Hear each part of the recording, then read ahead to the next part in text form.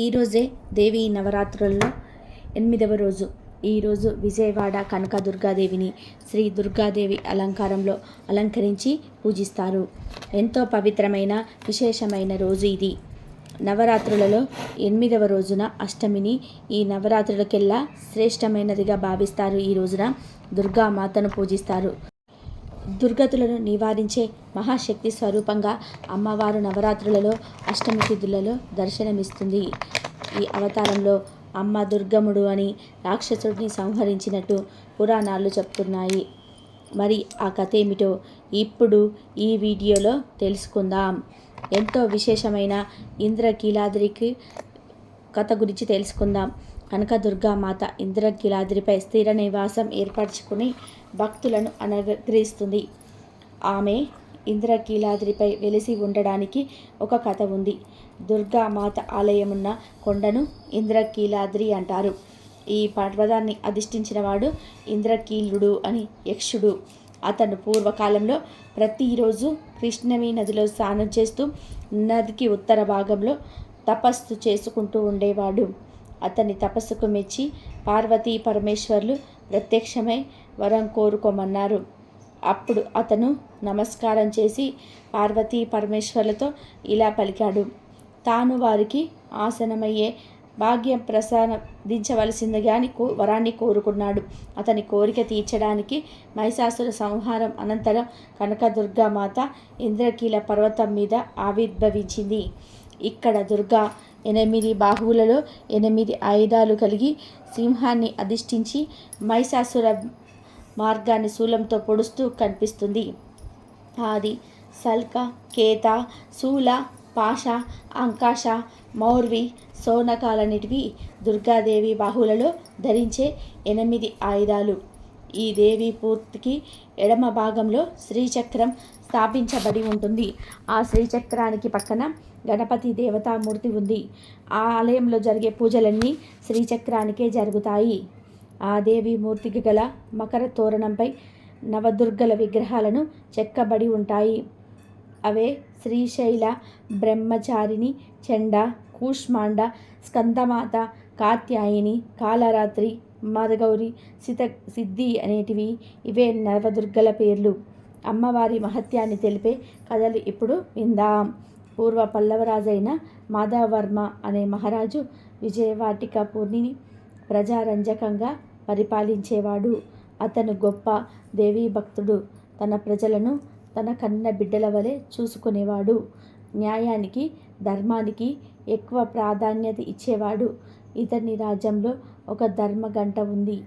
ఎవరికైనా అన్యాయం జరిగిన, ముగ్గురి వల్ల ఇబ్బంది వలిన వారు న్యాయం కోసం ఈ ధర్మగంటను కొట్టగానే మాధవవర్మ మహారాజు వారిని పిలిపించి న్యాయ విచారణ జరిపి అన్యాయం చేసిన వారికి తగిన శిక్ష విధించేవాడు. శిక్ష విధించడంలో తన మన అన తేడా చూపకుండా అందరికీ ఒకే న్యాయం చేసేవాడు. దీంతో ఆ చుట్టుపక్కల రాజ్యంలోని ప్రజలు ఆ మహారాజు పేరును గొప్పగా చెప్పుకునేవారు. ఆ రాజు నిత్యం దుర్గామాతను పూజించేవాడు. దేవి ఆలయాలు కట్టించి అమ్మవారిని భక్తి శ్రద్ధలతో పూజించేవాడు. అమ్మవారు కూడా రాజు యొక్క సత్యనిష్టకు, ధర్మబద్ధతకు ఎంతో సంతోషించేది. ఈ మహారాజుకు ఒక కుమారుడు ఉన్నాడు. అతని పేరు బాహ్యాలి. ఒకరోజు బాహ్యాలి కోటలో ఉన్న ఒక రథాన్ని ఎక్కిపోతూ ఉంటాడు. ఆ రథాన్ని అత్యంత వేగంతో నడుపుతూ ఉంటాడు. రాజుగారు కుమారుడు అవడం వలన జనం కూడా ఏమి అనేవారు కాదు. ఇలా ఉండగా ఒకరోజు జన సంచారమున్న ఆ పట్టణపుర వీధులలో కుమారుడు రథాన్ని ఎక్కి అత్యంత వేగంగా వెళుతూ ఉండగా అటుగా ఆడుకుంటున్న ఒక పిల్లవాడు ఆ రథానికి అడ్డురాగా అత్యంత వేగంతో ఆపకుండా వెళ్ళడంతో ఆ రథం యొక్క అతి బరువైన రథచక్రాల కింద ఆ బాలుడు పడి తీవ్ర గాయాలతో మరణిస్తాడు. ఆ బాలుడి యొక్క తల్లి నిరుపేదరాలు. ఆ కుమారుడిపై ఆశ పెట్టుకొని కాయ కష్టం చేసుకొని జీవితాన్ని గడుపుతూ ఉంది. తన కుమారుడు అలా రథం కింద పడి తన కళ్ళ ముందే ఉల్లంతా రక్తంతో తన ఒడిలో ప్రాణాలు వదలడంతో ఆమెకు తీరని శోకం ఎంతో రోధించింది. ఆ బాధ 9 నెలలు కడుపులో పెంచిన తల్లికే తెలుస్తుంది. ఆ కడుపు తీపి పుత్రుడి మరణాన్ని తట్టుకోలేకపోయింది ఆమె రోదిస్తూ తన పుత్రుణ్ణి ఎత్తుకొని ఆ రాజ్యంలోని ధర్మ గంట దగ్గరికి వెళ్ళి గంటలు గట్టిగా మోగించి ఏడవడం మొదలుపెట్టింది. నా కుమారుణ్ణి కాపాడండి మహారాజా అంటూ ఎంతగానో రోదించింది. అంతట విషయం తెలుసుకున్న మాధవవర్మ ఆమెను అంతఃపురంలోకి పిలిచి జరిగిందంతా తెలుసుకున్నాడు. తన కుమారుడే ఆ మరణానికి కారణమని తెలుసుకున్నాడు. వెంటనే తన పుత్రుణ్ణి పిలిచి ఎందుకు ఇలా చేశావని గట్టిగా అరిచాడు. దాంతో రాకుమారుడు భయపడి నేను కావాలని చేయలేదు అని సమాధానం చెప్పాడు. తెలిసి చేసినా తెలియక చేసిన తప్పు తప్పే కాబట్టి ఆ తల్లి శోకానికి కారణమైన నిన్ను కఠినంగా శిక్షిస్తాను అని చెప్పి తన కుమారుడే అన్న విషయం కూడా మరిచి ఆ తల్లికి న్యాయం చేయాలనుకుని కఠినమైన నిర్ణయం తీసుకొని తన కుమారుడైన రాకుమారుడికి మరణ దండన విధిస్తాడు. వెంటనే సైనికుడు రాకుమారుని అడవిలోకి తీసుకువెళ్ళి తలను నరికివేస్తారు. ఇదంతా కూడా గమనిస్తున్న దుర్గామాత మాధవవర్మ యొక్క ధర్మబద్ధమైన తీర్పుకు ఎంతో సంతోషిస్తుంది. అక్కడే ఆ స్థలంలోనే ప్రత్యక్షమవుతుంది. అంతటా రాజు అమ్మవారికి ఆనందంతో స్తోత్రాలు చేస్తాడు. దాంతో ఆ అమ్మవారు ఇలా పలుకుతుంది, రాజా, నీ ధర్మనిష్టకు మేమెంతో సంతోషించాము. నీ రాజ్యంలో ధర్మం 4 పాదాల మీద నడుస్తుంది. నీ భక్తి లోకాలకు తెలియచేయడానికే ఇదంతా జరిగింది. కాబట్టి నీ కుమారుణ్ణి అలాగే ఆ పేదరాలు కుమారుడిని కూడా బతికిస్తున్నాను అని చెప్పి అమ్మవారు వారిద్దరిని బ్రతికించింది. రాజా, నీ రాజ్యంలో ఈ రోజు నుంచి పేదవారు అనేవారే ఉండకూడదు అని చెప్పి అమ్మవారు బంగారు వర్షాన్ని ఆ రాజ్యంపై కురిపించింది. ఆ రోజు నుంచి భక్తులు అమ్మవారిని ఆ రాజ్యంలో కొలుస్తూ ఎంతో సంతోషంగా జీవించారు. శ్రీదేవి నవరాత్రులలో ఈరోజు ఎవరైతే ఈ కథను చదువుతారో వారి ఇంట్లో సిరుల వర్షం కురుస్తుంది. జన్మల పాపాలు దరిద్రం తొలగి సకల శుభాలు కలుగుతాయి. దుర్గాసురుడి గురించి తెలుసుకుంటే కశ్యక ప్రజాపతి కుమారుడు హిరణ్యాక్షకుడు. అతని వంశంలోని క్రూరుడు అనే దానవుడు పుట్టాడు. అతని కుమారుడే దుర్గముడు చాలా క్రూర స్వభావం గలవాడు, చాలా కఠినాత్ముడు. ఒకసారి దుర్గముడు తన మంత్రులతో కలిసి ఈ రకంగా ఆలోచించాడు. దేవదానవ యుద్ధం చాలాసార్లు జరిగింది. నిజం చెప్పాలి అంటే దేవతల కన్నా దానవులే బలవంతులు, యుద్ధ నైపుణ్యం కలవారు.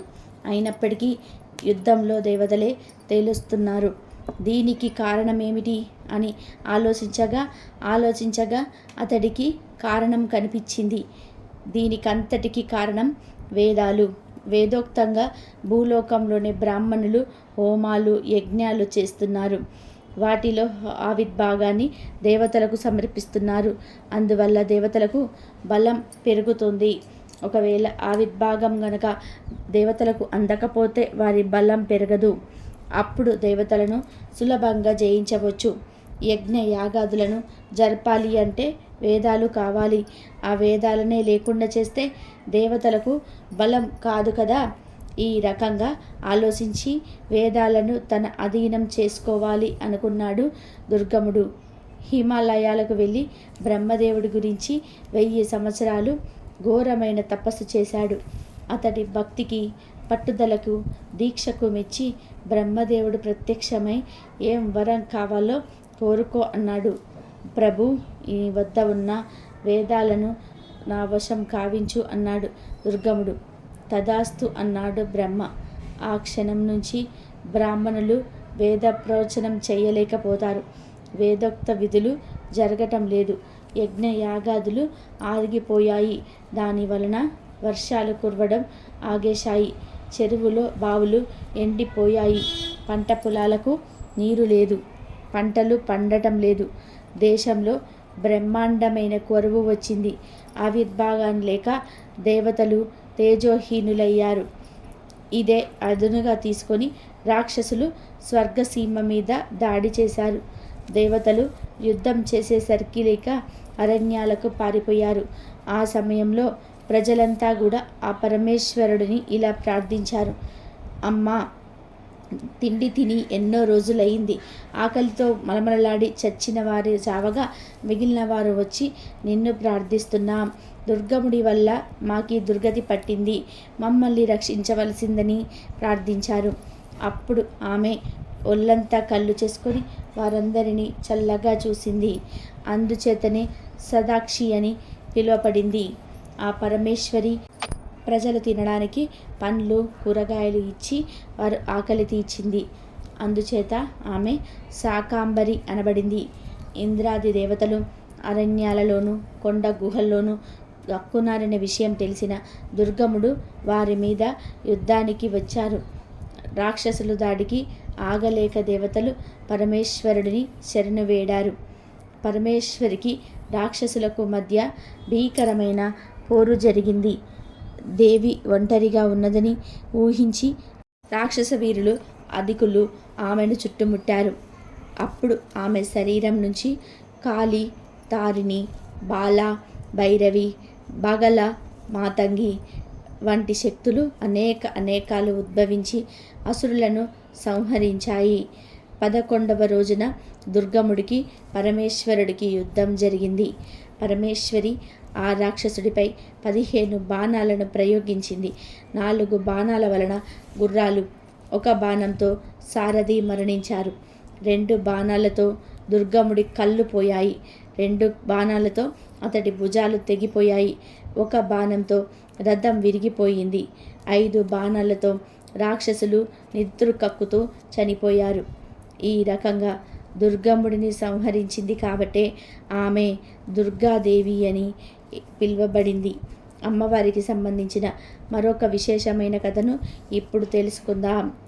అనగనగా వెంకటాపురం అనే గ్రామంలో గాజుల వ్యాపారి ఉండేవాడు. అతని పేరు దుర్గాదాస్. దుర్గామాత యొక్క భక్తుడు. ఇతడు రోజురోజుకి ఒక ఊరు తిరుగుతూ స్త్రీలకు గాజులు వేసేవాడు. ఎల్లప్పుడూ కూడా ఆ దుర్గామాతనే స్మరిస్తూ ఉండేవాడు. ఇతను ప్రతి స్త్రీని దుర్గా అని పిలిచేవాడు. ఎవరికి గాజులు వేసినా ఆమెను దుర్గా అని పిలిచేవాడు. ప్రతి స్త్రీని కూడా దుర్గామాతగానే భావించేవాడు. దుర్గాదాస్ ఒకరోజు గాజుల పెట్టెను ఎత్తుకొని గోపాలపురం అనే గ్రామానికి నడుచుకుంటూ వెళ్తూ ఉండగా మార్గ మధ్యంలో ఒక నిర్జల ప్రదేశంలో చెరువు పక్కన ఒక అమ్మాయి ఉంది. ఆమె ముత్తైదువు. చక్కగా ముక్కుపుడుగా, కాళ్ళకు పసుపు, నుదుటున పెద్ద బొట్టు పెట్టుకొని ఉంది. ఆ అమ్మాయి ఆమె దుర్గాదాసును పిలిచి, నాకు గాజులు వేస్తావా అని అడిగింది. అప్పుడు దుర్గాదాస్ గాజుల పెట్టెను ఒక చెట్టు కింద దింపాడు. అప్పుడు ఆ అమ్మాయి ఎరుపు, పసుపు, ఆకుపచ్చ రంగుల గాజులను చేతి నిండా వేయించుకుంది. అప్పుడు ఆ అమ్మాయి దుర్గాదాస్తో ఇలా చెప్పింది, నేను మా అత్తవారింట్లో ఉన్నాను. నువ్వు గోపాలపురమే కదా వెళ్తున్నది. శివాలయం పక్కన ఒక పెద్ద అరుగుల ఇల్లు ఉంది. ఆ ఇల్లు మాదే. ఈ గాజులకు డబ్బులు మా నాన్నగారు ఇస్తారు. నువ్వు అక్కడ డబ్బులు తీసుకో అని చెప్పింది. మా నాన్నగారికి నా మీద కోపం ఉంది. మాకు అమ్మాయి లేదు అని నీతో పలుకుతారు. అప్పుడు మా దేవుడి గదిలో ఒక పాత కుంకుమ భరణి ఉంటుంది. అందులో ఒక కాసు ఉంటుంది. అది తీసి ఇవ్వమని నువ్వు చెప్పు. దాంతో మా నాన్నగారు కుదరదు అంటాడు. అయినా సరే గట్టిగా పట్టుకో. కాసు తీసుకోలేనిదే అస్సలు వదలకు అని ఆమె దుర్గాదాస్తో చెప్తుంది. అప్పుడు దుర్గాదాస్ సరే అని శివాలయం పక్కన ఉన్న ఎత్తడుగుల ఇంటికి వస్తాడు. ఆ ఇల్లు చూడడానికి పెద్దది అయినా చాలా పేదరికంలో ఉంటుంది. ఆ ఇంటి ముందర వేద విద్యార్థులు కనిపిస్తారు. దుర్గాదాస్ ఇంటి యజమాని పిలిచి ఇలా పలికాడు, అయ్యా, శిరో దగ్గర మీ అమ్మాయికి గాజులు వేశాను. మీ అమ్మాయి డబ్బులు మీ దగ్గర తీసుకోమని చెప్పింది నాకు. త్వరగా డబ్బు ఇప్పిస్తే వెళ్తాను. ఇంకా ఊరంతా తిరిగి గాజులు వేయాలి అన్నాడు. దానికి రామకృష్ణ పండితుడు ఆశ్చర్యపడి ఇలా అంటాడు, నాకు అసలు ఆడ సంతానమే లేదు. నువ్వు తప్పుగా మా ఇంటికి వచ్చావు అంటాడు. అప్పుడు దుర్గాదాస్ శివాలయం పక్కన రామకృష్ణ పండితుడు అంటే మీరే కదా అని అడుగుతాడు. దానికి రామకృష్ణ పండితుడు అవును నేనే అంటాడు. దానికి దుర్గాదాస్ అయ్యా ఏమైనా గొడవలు ఉంటే మీరు అమ్మాయి చూసుకోవాలి. చాలా లక్షణమైన అమ్మాయి కాదనుకుంటున్నారా? మీరు అలాగే అంటారని అమ్మాయి నాతో చెప్పింది. నా డబ్బులు ఇవ్వు, నాకు ఇప్పిస్తే వెళ్ళి నా పనిని నేను చూసుకుంటాను అని అన్నాడు దుర్గాదాస్. దానికి రామకృష్ణ పండితుడు నాకసలు అమ్మాయిలే లేరు, ఎవరికో గాజులు వేసి నన్ను డబ్బులు అడగడం ఏమిటి అని దుర్గాదాస్తో వాదిస్తాడు. అక్కడ ఏదో గొడవ జరుగుతున్నట్టుగా గమనించిన చుట్టుప్రక్కల వాళ్ళు అక్కడికి వస్తారు. దానికి దుర్గాదాస్ మీరు భలేవారు, ఎంతో కోపం ఉంటే మాత్రం కన్న కూతుర్ని కాదనుకుంటారా? అమ్మాయి నాతో అక్కడే చెప్పింది మీరు ఇలా అంటారని. ఆయా మీ అమ్మాయి నాతో చెప్పింది మా నాన్నగారి దగ్గర నువ్వు ఖచ్చితంగా డబ్బులు తీసుకోమని, ఎట్టి పరిస్థితుల్లో డబ్బులు తీసుకోకుండా వెళ్ళకండి అని చెప్పింది. మీ పాత పూజా గదిలో కుంకుమ భరణిలో కాసు ఉంటుందని నాతో చెప్పింది. ఆ కాసైనా తెచ్చి ఇవ్వండి అంటాడు దుర్గాదాస్. అప్పుడు రామకృష్ణుడు మా దేవతా మందిరంలో అసలు కుంకుమ భరణే లేదు, ఇంకా కాసు ఎక్కడిది అని అంటాడు. దానికి దుర్గాదాస్ ఈ అమ్మాయి చెప్పింది చూడవయ్యా అంటాడు. చుట్టుపక్కల వాళ్ళు కూడా నీలా పలుకుతారు. దుర్గాదాస్ మన గ్రామానికి ఎప్పుడు వచ్చేవాడే కదా, ఒక్కసారి మీ దేవతా మందిరంలో కుంకుమ భరణి ఎక్కడుందో చూడండి అని రామకృష్ణుడితో అంటాడు. ఈ తతంగం అంతా వింటున్న ఆ పండితుల తల్లి ఇలా పలుకుతుంది. రామకృష్ణ, పూజా మందిరంలో ఎక్కడో చిన్న మీట ఉన్నట్టు నాకు ఇప్పుడు జ్ఞాపకం వస్తుందిరా, ఒక్కసారి బాగా చూడు, అందులో కుంకుమ భరణి ఉండవచ్చు అని పలుకుతుంది. తల్లి మాట ప్రకారం రామకృష్ణుడు కొద్దిసేపు వెనికిన తర్వాత ఒక చిన్న మీట కనిపిస్తుంది. దాని తర్వాత ఇంకా వెతకగానే ఒక కుంకుమ భరణి బయటకు వస్తుంది. ఆ కుంకుమ భరణి తెరిచి చూడగా ఒక చిన్న అమ్మవారి ప్రతిమ, అలాగే ఒక బంగారు కాసు కూడా ఉంటుంది. అప్పుడు రామకృష్ణుడు ఇలా పలుకుతాడు, అసలు ఇక్కడ కుంకుమ భరణి ఉన్న విషయం నాకు ఇంతవరకు తెలియదు. నా తల్లి కూడా ఇంతవరకు నాకు చెప్పలేదు. నా తల్లికి తెలిసిన ఈ విషయం ఆ అమ్మాయికి ఎలా తెలిసి ఉంటుందో అని ఆలోచిస్తాడు. రామకృష్ణుడు కుంకుమను చేయి పెట్టగానే ఒక బంగారు కాసు తగులుతుంది. వెంటనే ఆ కాసును బయటకు తీస్తాడు. ఆ తర్వాత ఒకసారి కుంకుమ భరణిలో చెయ్యి పెడతాడు. మళ్ళీ ఇంకొక కాసు వస్తుంది. ఇలా చెయ్యి పెట్టిన ప్రతిసారి కాసులు వస్తూనే ఉంటాయి. రామకృష్ణుడు ఆశ్చర్యపోతాడు. అప్పుడు ఆ కాసును తన తల్లికి చూపిస్తాడు. అప్పుడు ఆ వృద్ధురాలు ఇలా పలుకుతుంది, ఇది మా తాతగారి కాలానికి చెందింది. ఈ కుంకుమ భరణిలో అమ్మవారి ప్రతిమ నుంచి తాతగారు ప్రతిరోజు భక్తి శ్రద్ధలతో అమ్మను అర్చించేవాడట. తర్వాతి కాలంలో ఈ అమ్మవారు ప్రతిమను పూజించడం మానేశారు అని ఆమె పలుకుతుంది. అప్పుడు రామకృష్ణ పండితుడు ఆ కాసులను తీసుకొని బయటకు వచ్చి దుర్గాదాస్తో ఇలా పలుకుతాడు, దుర్గాదాస్, ఆ అమ్మాయిని నాకు చూపిస్తావా అని అడుగుతాడు. బంగారు గాసులతో బయటకు వచ్చిన రామకృష్ణుని చూసి ఊరంతా ఆశ్చర్యపోతారు. అప్పుడు దుర్గాదాస్, రామకృష్ణుడు అలాగే ఊరివారు చెరువు దగ్గరికి వెళ్తారు. అక్కడ దుర్గాదాస్ ఇలా చెప్తాడు, రామకృష్ణ పండితుల వారు, ఇక్కడే మా అమ్మాయిని చూశాను ఆ చెరువు పక్కన అని చెప్పగా అక్కడ ఎవరూ కనిపించరు. ఆ చెరువు చూడడానికి పద్మాలతో నిండిన సరోవరంలాగా కనిపిస్తుంది. అందరూ కొద్దిసేపు వెనుకగా ఎవరో చెరువులోకి వెళ్ళినట్లు అడుగులు కనిపిస్తాయి, కానీ బయటకు వచ్చినట్టు మాత్రం లేవు. అప్పుడు ఊరి వాళ్ళు దుర్గాదాస్తో వాళ్లకు అసలు అమ్మాయే లేదు, ఆయన నీ ఇంటి కోసం ఎందుకు ఇంత దూరం వస్తారా, రారు అంటారు. అప్పుడు దుర్గాదాస్, అమ్మ దుర్గమ్మ, వీళ్ళకి ఇప్పుడు అమ్మాయి కనబడితే తప్ప ఎవరు కూడా నా మాట నమ్మరు. ఊరు వాళ్ళ దృష్టిలో నేను అబద్ధాల వాడిని అవుతాను అని బాధపడుతూ చెరువు వైపు దుర్గామాత అని గట్టిగా మొరపెట్టుకోగానే చెరువులో నుంచి 2 చేతులు బయటకి వస్తాయి. ఆ 2 చేతులకు ఎరుపు, పసుపు, ఆకుపచ్చ రంగుల గాజులు కనిపిస్తాయి. దుర్గాదాస్ ఆ దృశ్యాన్ని చూసి శ్రోతప్పి పడిపోతాడు. ఈ సన్నివేశాన్ని ఊరంతా కూడా చూస్తాడు. చాలా సంవత్సరాలుగా నిక్షిప్తమై ఉన్న అమ్మవారిని పూజించడానికి ఆ దుర్గామాతే స్వయంగా ఈ విధంగా అనుగ్రహించిందని అనుకుంటారు. అప్పటి నుంచి రామకృష్ణుడు, వారి కుటుంబం భక్తి ప్రవర్తనలతో అమ్మవారిని పూజించడం మొదలు పెడతారు. ఆ కుటుంబం అమ్మవారి అనుగ్రహంతో సుఖ సంతోషాలతో సిరి సంపదలతో వర్ధిల్లుతుంది. అమ్మవారు గాజులమ్మి దుర్గమ్మదాస్కే ఎందుకు కనిపించారు అంటే, దుర్గాదాస్ పెద్ద పెద్ద పూజలు, హోమాలు ఏమీ చేయలేదు. కానీ ఎప్పుడు దుర్గామాతనే తలుచుకుంటూ ఉండేవాడు. ప్రతి స్త్రీని దుర్గాదేవిగానే భావించేవాడు. ప్రతి స్త్రీని దుర్గా అని పిలిచేవాడు. దీన్ని బట్టి అర్థమయ్యేది ఏమిటి అంటే, నిజమైన భక్తి కలగని వారికి అమ్మ సాక్షాత్కరిస్తుంది. 1955లో విజయవాడలో జరిగిన యథార్థ సంఘటన ఇది. కనకదుర్గమ్మకి విజయవాడ పుట్టినిల్లు. నమ్మిన వారికి ఆవిడ కొంగు బంగారంలాగా నిలబడేది. అక్కడ ఆవిడ చేసిన మహిమలు కోకొల్లలు. ఆమె ప్రతిరోజు విజయవాడ నగర సంచారం చేస్తూ ఉంటుంది. దానికి గుర్తుగా ఇప్పటికీ ఎందరో ఉపాసకులకి కొండ మీద రాత్రి నిద్రించే వాళ్ళలో గజ్జెల చప్పుడు వినబడుతుంది. అక్కడ అందరూ చెప్పుకుంటారు. విజయవాడలో వెంకన్న అని ఒక రిక్షా కార్మికుడు ఉండేవాడు. ఆయన అమ్మవారికి భక్తుడు. కాయ కష్టం మీద బతికేవాడు. రిక్షా కార్మికుడు కాబట్టి సినిమా హాల్ దగ్గరే ఉండేవాడు.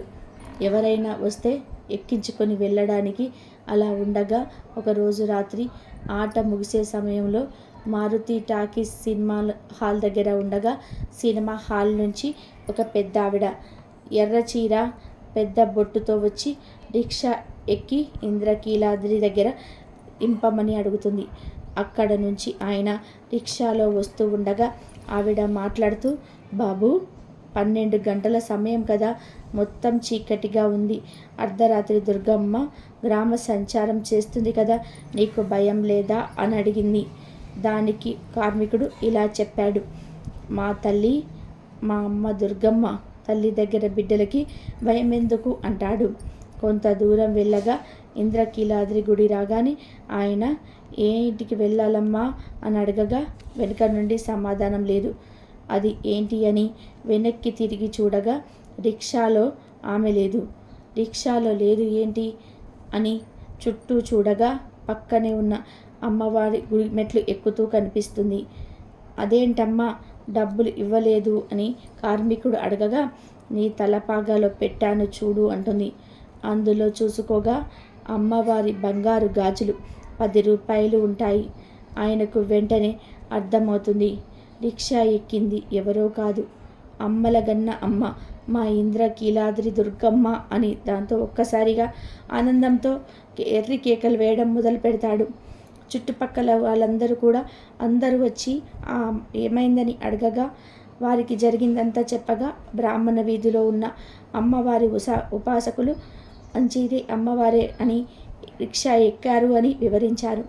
ఇలాంటి సంఘటనలు ఎన్నో జరిగాయని ఈ సంఘటన అప్పటి ఆంధ్రకేసరి అనే పత్రికలో కూడా రాజు ఫోటో సహా వేశారట. ఇది అమ్మవారి మహత్యాన్ని తెలియజేస్తున్నాయి. పంచ ప్రకృతి మహాస్వరూపాలలో దుర్గా రూపం మొదటిది. నవబంధాల్లో చిక్కుకున్న మానవులను ఈ మాత అనుగ్రహించి మోక్షాన్ని ప్రసాదిస్తుంది. కోటి సూర్యప్రభలతో వెలుగొందే అమ్మను అర్చిస్తే శత్రుబాధలు నశిస్తాయి, విజయం కలుగుతుంది. అమ్మ నామాన్ని జపిస్తే సకల గ్రహ బాధలు తొలగిపోతాయి. ఆరాధకులకు దుర్గాదేవి శీఘ్ర అనుగ్రహ కాలిని.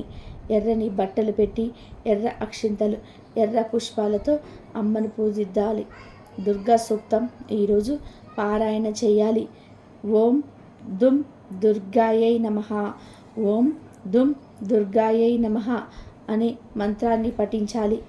చక్కెర పొంగల్ని నివేదన చేయాలి. దుర్గా లలిత అష్టోత్తరాలను పఠించాలి. ఈరోజు గుమ్మడికాయ బెల్లం దానం చేస్తే ఎన్నో సమస్యలు తీరుతాయి. శ్రీశైలంలో ఈరోజు అమ్మవారిని మహాగౌరీదేవిగా అలంకరించి పూజిస్తారు. దుర్గామాత యొక్క ఇంకో స్వరూపానికి మహాగౌరి అని పేరు. వేద ఋషి సమారూఢ శ్వేతాంబురద శుచి మహాగౌరీ శుభం తద్య మహాదేవ ప్రమోదద. ఈ రోజున దుర్గాదేవి ఇంకో అవతారమైన మహాగౌరీదేవిని పూజిస్తారు. హిందూ పురాణాల ప్రకారం మహాగౌరి కఠినమైన తపస్సు ద్వారా గౌరవ వర్ణాన్ని పొందింది. అందుకే అమ్మవారిని మహాగౌరి అని పిలుస్తారు. మహాగౌరి అంటే అత్యంత ప్రకాశవంతమైనదని అర్థం. మహాగౌరికి ఎద్దు వాహనం. ఈ రోజున భక్తులు కన్యా పూజారిగా కుమారి పూజను చేస్తారు. బాలికలను కన్యా పూజ కోసం ఆహ్వానిస్తారు. వారిని దేవికి ప్రతిరూపాలుగా భావించి పూజిస్తారు. దుర్గాదేవిని పూజించేవారు ఈరోజు దుర్గాష్టమిగా జరుపుకుంటుంటారు.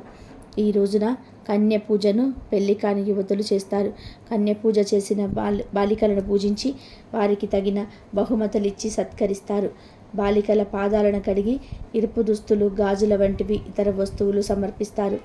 ఆ బాలికల నుంచి ఆశీర్వాదం తీసుకుంటారు. హిందూ పురాణాల ప్రకారం శైలపుత్రీదేవి 16 ఏళ్ల వయసులో చాలా అందంగా మంచి రంగుతో ఉంటుంది. అందువల్ల ఆమె సొగసైన చర్మం కారణంగా మహాగౌరీదేవి అని పేరు వచ్చింది. మహాగౌరి అనే పేరుకు ధవలవర్ణం అని అర్థం. మహా అంటే అతి, గౌరీ అంటే తెలుపు. మౌరి గౌరీ అవతారం కథ ఉన్న కథ ఏమిటి అంటే, కాళికాదేవి రక్తబీజుని చంపి శాంతించి పార్వతిగా మారిన తర్వాత కూడా ఆమె నల్లటి చర్మాన్ని కలిగి ఉంటుంది. ఇంకో కథ ప్రకారం పార్వతీదేవి శివుణ్ణి పొందేందుకు కఠోర తపస్సు చేసినప్పుడు ఆమె శరీరం రంగు ముదురు రంగులోకి మారిందట. అప్పుడు శివుడు ఆమె భక్తికి మెచ్చి పార్వతీదేవి శరీరాన్ని స్వచ్ఛమైన గంగాజలంతో కడిగి ఆమె శరీరాన్ని ఎరుపుగా మార్చారంట. ఈ విధంగా ఆమెకు గౌరీ అని పేరు వచ్చిందని పునరాలు చెప్తున్నాయి. ఈమె శక్తి అమోఘం, సత్య ఫలదాయకం. ఈమెను ఉపాసించిన భక్తుల కల్మషాలన్నిటినీ కూడా ప్రక్షాళన అవుతాయి. వారి పూర్వ సంచిత పాపాలను పూర్తిగా కడిగేస్తుంది అమ్మవారు. భవిష్యత్తులో కూడా పాప తాపాలు కానీ దైన్య దుఃఖాలు కానీ వారి దరిచేరవు. వారు సర్వ విధుల పునితులై అక్షయంగా పుణ్యఫలాన్ని పొందుతారు. ఈ దేవి పాదార విరందములు సేవించటం వలన కష్టాలు మటుమాయమైపోతాయి. ఈమె ఉపాసన ప్రభావం చేత అసమ్ములైన కార్యాల సైతం సంభావలవుతాయి. ఈరోజు అమ్మవారికి కొబ్బరికాయను సమర్పించాలి. అష్టమి రోజున బ్రాహ్మణులకు కొబ్బరికాయలు దానం చేయడం వలన సంతానం లేని దంపతులకు సంతానం కలుగుతుందట. ఈరోజు ఏమీ చేయకపోయినా ఓం దేవి మహాగౌర్యాయే నమః, ఓం దేవి మహాగౌర్యాయే నమః అనే మంత్రాన్ని తప్పనిసరిగా పఠింపాలి. ఈరోజు ఉదయమే నిద్రలేచి స్నానం చేసి శుభ్రమైన తెల్లని వస్త్రాలు ధరించాలి. పూర్ణ ప్రదేశంలో పీఠాన్ని ఏర్పాటు చేసి మహాగౌరీదేవి చిత్రం లేదా విగ్రహాన్ని ఉంచాలి. విగ్రహానికి చందనము, కుంకుమాది దిద్దాలి. స్వచ్ఛత భక్తికి చిహ్నంగా దేవతకు తాజా పుష్పాలు సమర్పించాలి. నెయ్యి లేదా నూనె దీపం వెలిగించాలి. పళ్ళు మరియు తీపి పదార్థాలను అమ్మవారికి ప్రసాదంగా సమర్పించండి. తర్వాత మహాగౌరీదేవికి సంబంధించిన మంత్రాలు, కీర్తనలు పఠించండి. తర్వాత అమ్మవారికి ఆరతి ఇవ్వండి. పూజల తర్వాత మహాగౌరికి నైవేద్యంగా పెట్టిన ప్రసాదాన్ని కుటుంబ సభ్యులకు పంచండి. ఎంతో పవిత్రమైన విశేషమైన ఈరోజు అమ్మవారికి సంబంధించిన ఈ కథను వింటే చాలు, జన్మల పాపాలు తొలగిపోతాయి. కోటి జన్మల మహాపుణ్యం మీకు కలుగుతుంది. అమ్మవారి సంపూర్ణ అనుగ్రహం మీకు కలుగుతుంది. ఓం శ్రీ మాత్రే నమః. ఓం శ్రీ మాత్రే నమః.